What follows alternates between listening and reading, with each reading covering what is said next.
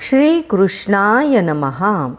यं यं वापि स्मरन् भावं त्यजत्यन्ते कलेवरं तन्तमेवैति कौन्तेय सदा तद्भावभावितः।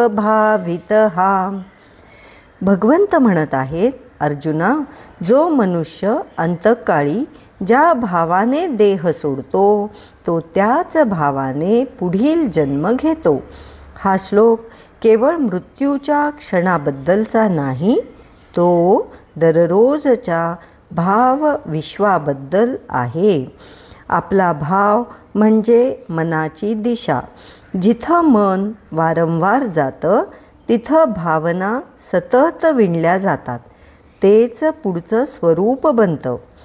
जर मन धन, सत्ता, देह किंवा अहंकारावर केंद्रित असेल तर पुढचा प्रवास त्याचं प्रतिबिंब घेऊन होतो.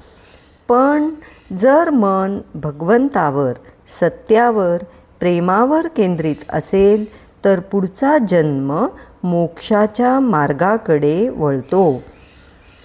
म्हणून गीता शिकवते, अंतकाळ भगवंताचं स्मरण व्हावं तर आयुष्यभर भगवंताचा भाव जगावा.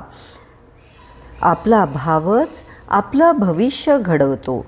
भाव बदलला की भाग्य बदलतं, स्मरण बदललं की जीवन बदलतं. जसा भाव तसा प्रवास, अंत नव्हे तोच नवीन प्रकाश. मन जिथं गुंततं तिथंच जीव जातो. आठवण जिथे स्थिरते तिथंच आत्मा नांदतो. म्हणूनच भावात भिजू दे नाम, स्मरणात राहू दे राम.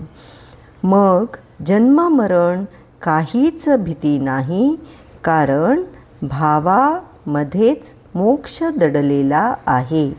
श्रीकृष्ण शरणं मम.